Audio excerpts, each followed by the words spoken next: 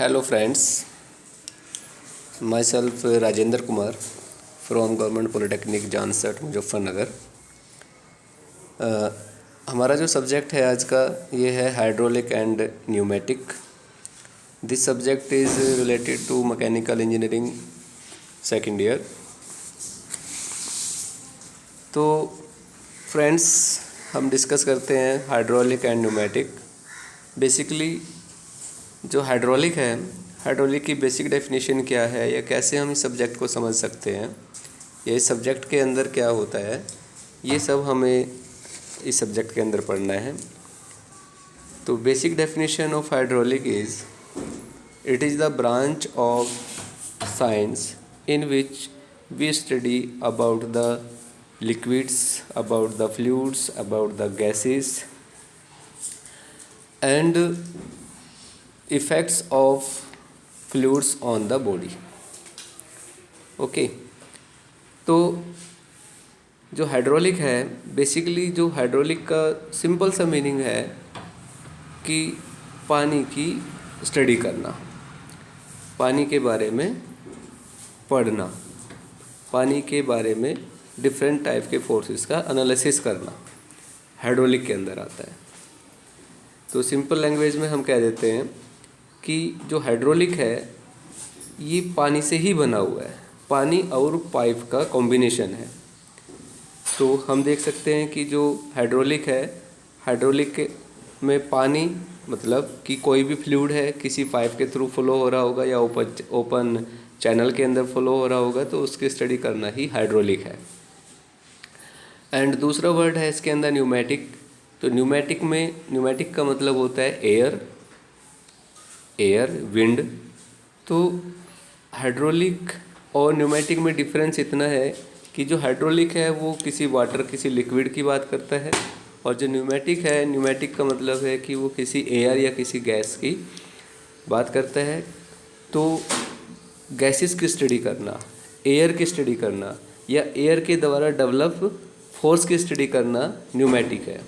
जैसे कोई एयरप्लेन है तो एयरप्लेन्स क्या करता है, एयरप्लेन्स जो है वो किसी एयर के थ्रू मूव करता होगा, है ना, मूव करता है कि नहीं।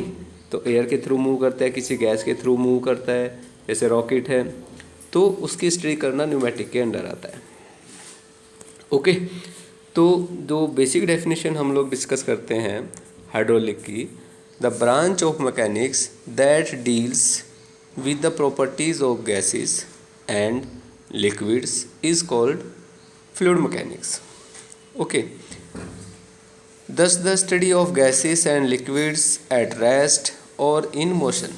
तो जो स्टडी है, मतलब जब हम बात करते हैं फ्लूइड्स के बारे में या गैसेस के बारे में, तो कोई भी गैस हमारी रेस्ट में भी हो सकती है, कोई गैस हमारी मूविंग मोशन में भी हो सकती है।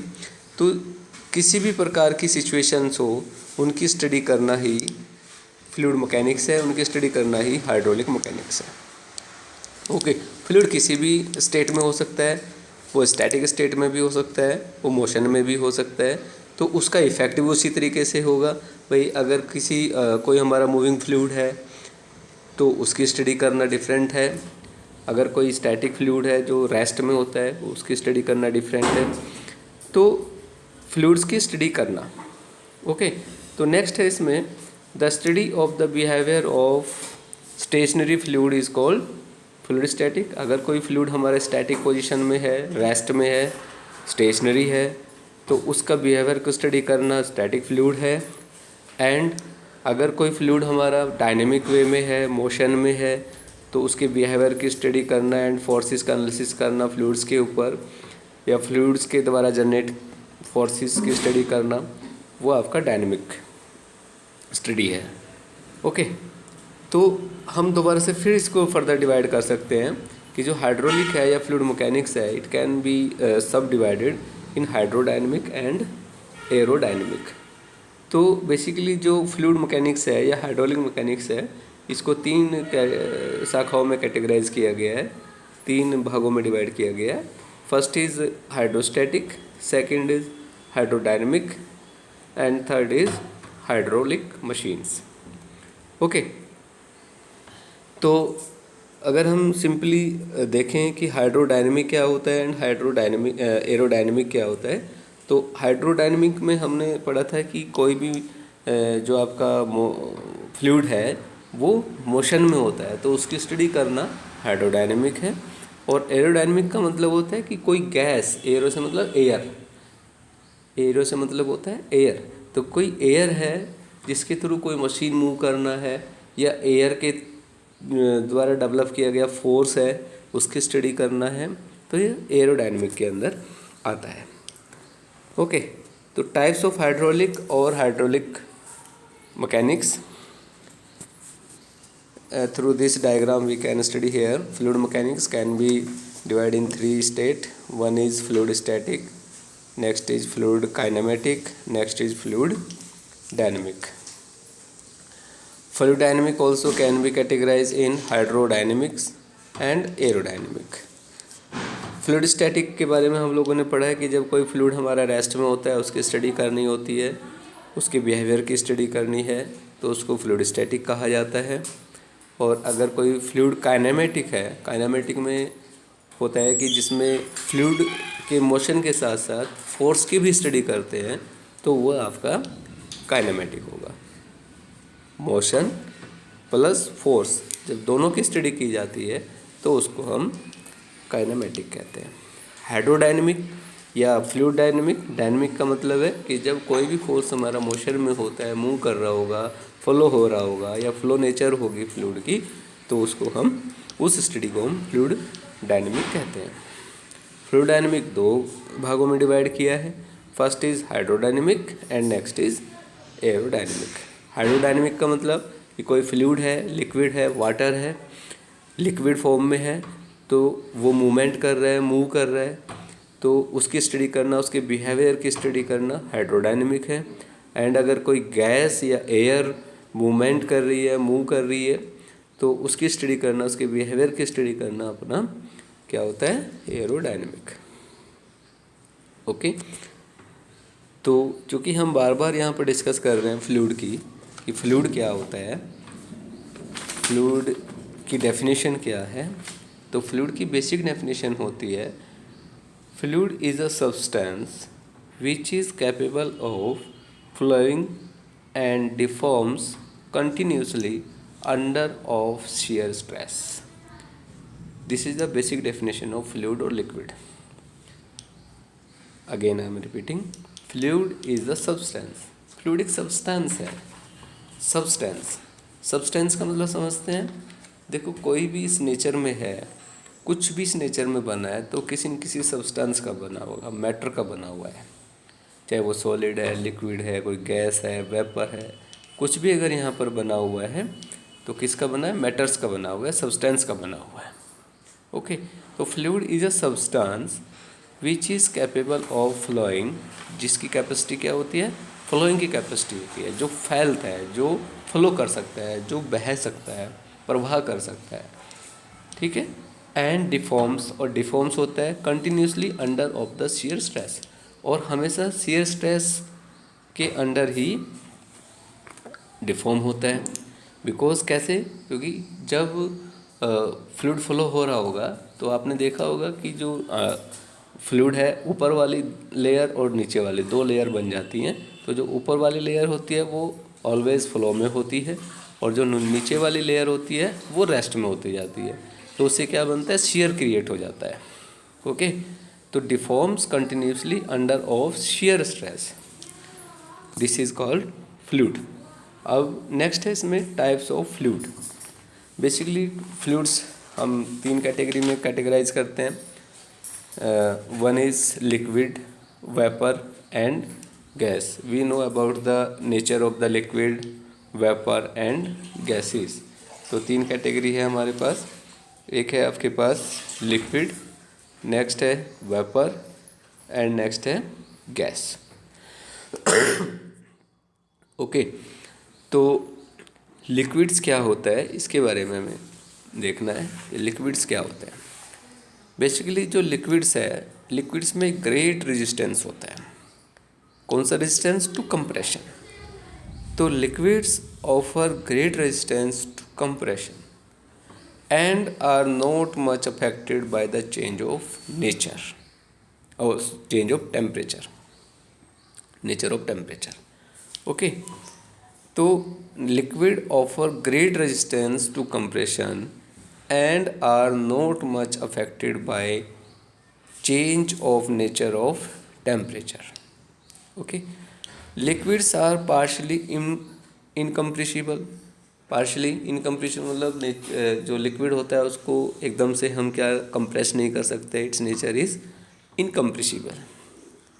इट कैन विदस्टैंड और a small amount of tension due to intermolecular attraction between its particles and which cause a shear resistance between two adjacent layers. जैसे हम लोगों ने भी डिस्कस किया था, 2 layers are between flowing fluid, upper layer and lower layer. तो जो upper layer and lower layer है उसके बीच में क्या क्रिएट होता है, shear stress क्रिएट हो जाती है. This phenomena is called viscosity. Then question arise here, what is viscosity? तो viscosity is a resistance to fluid flow. Okay, resistance, which resistance? Fluid flow. Flow को रोकने के लिए, फ्लूइड के फ्लो को रोकने के लिए एक रेजिस्टेंस क्रिएट होता है जिसको हम विस्कोसिटी कहते हैं. तो it is a very important property of a liquid. Okay, next is liquid can occupy definite volume. We know very well that the liquid has volume, it is occupy definite volume and can take the shape of the container. और जैसे भी जिस भी shape में हम liquid को pouring करते हैं, डालते हैं, वो उसी तरह की शेप ले लेता है. इसको हम लिक्विड कहते हैं.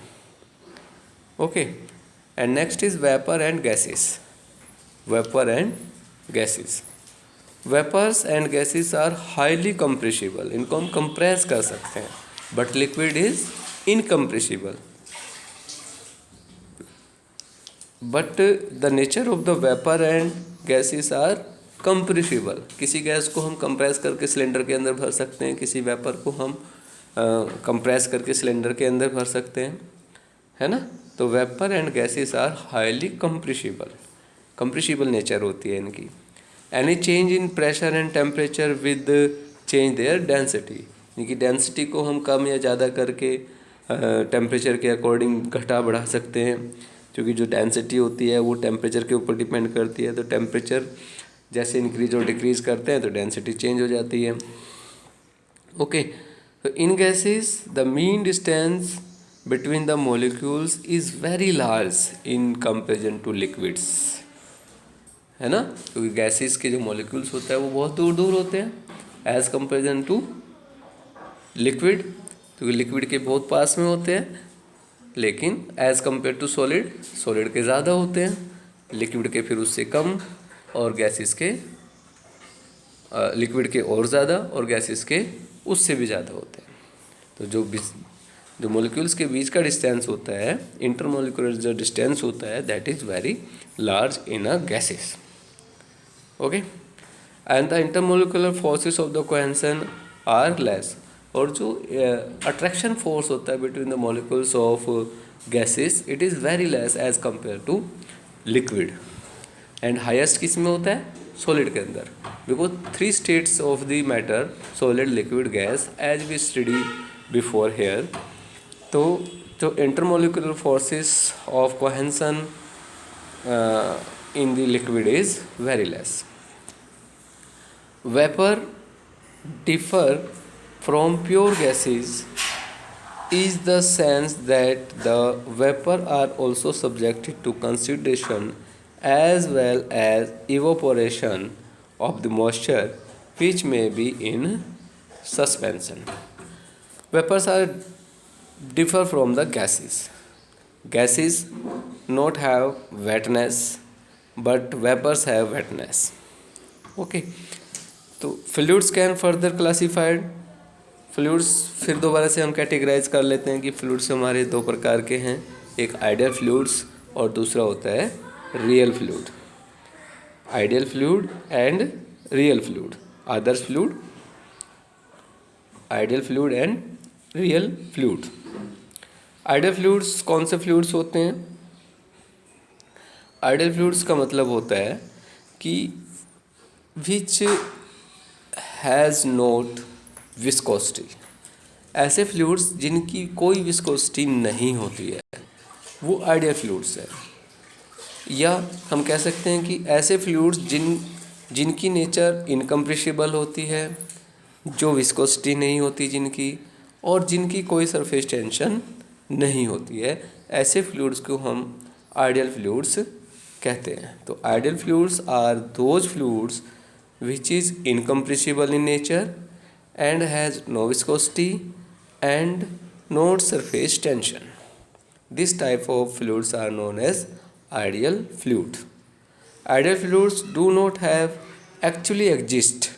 कोई भी ideal fluid होता ही नहीं है, but sometime it is useful to consider what would happen to an ideal fluid in a particular fluid flow problems in order to simplify the problems. Fluids की problems को solve करने के लिए we can assume the ideal fluids. Otherwise, in nature there is no ideal fluids.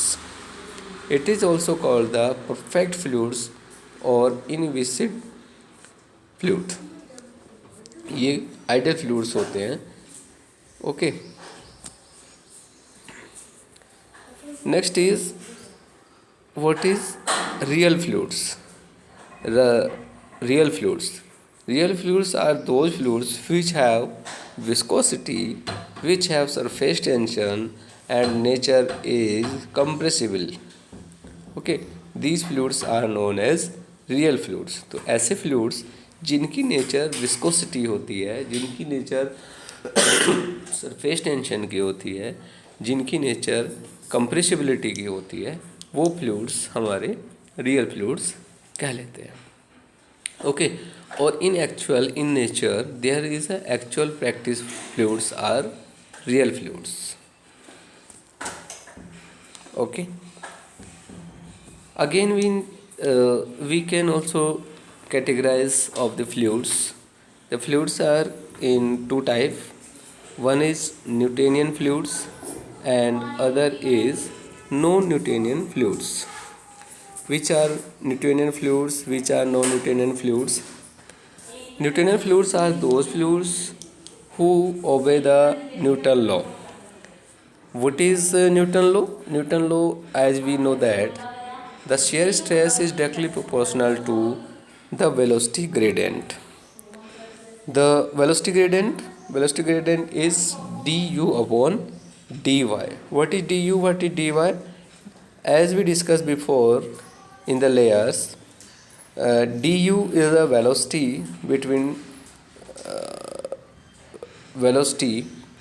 the layers, and what is the dy? Dy is the distance between flowing layer and rest layer. Okay, so the Newton law is the shear stress is directly proportional to velocity gradient, where du upon dy is a velocity gradient and tau is a shear stress. Okay, so tau is directly proportional to du upon dy. If I here put a constant mu at the position of proportional, then tau is equal to mu du upon dy. Okay, then where is mu? Mu is a constant or coefficient of viscosity. For example, the water, kerosene, oil or air is a fluids, Newtonian fluids, which fluids follow the Newton law. So the definition of the Newton fluids is the fluid which obey the Newton law of viscosity is known as Newtonian fluids. Okay, and those fluids which does not obey the Newton law of viscosity is known as non-Newtonian fluids. ऐसे fluids जो Newton के viscosity law को ओबे नहीं करते हैं, these fluids are known as non-Newtonian fluids. Like that, polymer, blood, these are the examples of the non-Newtonian fluids because polymer and bloods are those type of fluids which does not obey the Newton viscosity law. And next is the different type properties of the fluid. Which type of properties of the fluids? These are discussed here. जो fluids होते हैं, तरल पदार्थ होते हैं, उनके अंदर बहुत सारे गुण होते हैं, बहुत सारी प्रॉपर्टीज़ होती है जिनको हमें यहाँ पर डिस्कस करना है। इस विषय से संबंधित बहुत सारी प्रॉपर्टीज़ हैं जो हम यहाँ पर डिस्कस कर रहे हैं। तो फर्स्ट है इसमें कि कोई भी फ्लूइड जिसके अंदर टेम्परेचर एंड प्रेशर होता है, तो properties first is temperature and pressure. Because कोई भी फ्लूइड होता है तो उसके अंदर टेम्परेचर भी होगा, उसकी प्रेशर भी होगा, तो temperature and pressure. Next is density, any fluid which is real fluid have density. Okay, next is specific weight, उसका अपेक्षिक भार भी होगा, उसको कोई स्पेसिफिक ग्रेविटी भी होगी, स्पेसिफिक वॉल्यूम, कंप्रेसिबिलिटी नेचर होगा, pressure, vapour pressure, viscosity, kinematic viscosity, cohesion, adhesion, surface tension etcetera. तो जो फ्लूइड्स हैं, फ्लूइड्स की लगभग यहाँ पर 13 प्रॉपर्टीज़ को हम लोग डिस्कस कर रहे हैं। तो ये प्रॉपर्टीज़ इम्पोर्टेंट प्रॉपर्टीज़ हैं जो किसी भी फ्लूइड्स के अंदर, रियल फ्लूइड्स के अंदर होती हैं। ओके, तो डियर स्टूडेंट्स, नेक्स्ट स्लाइड्स के अंदर हम इन प्रॉपर्टीज़ के बारे में डीप डिस्कस करेंगे और इनके फॉर्मूलाज के बारे में भी डिस्कस करेंगे। तो जितने भी ये प्रॉपर्टीज़ हैं, इन प्रॉपर्टीज़ की डेफिनेशन आप एक बार देखना, डेफिनेशन इनकी स्टडी करना, और नेक्स्ट टाइम हम इसकी डेफिनेशन भी डिस्कस करेंगे और साथ साथ इनके जो फॉर्मूलाज है वो भी डिस्कस करेंगे। तो आज के लिए इतना ही इस वीडियो के अंदर। Thank you.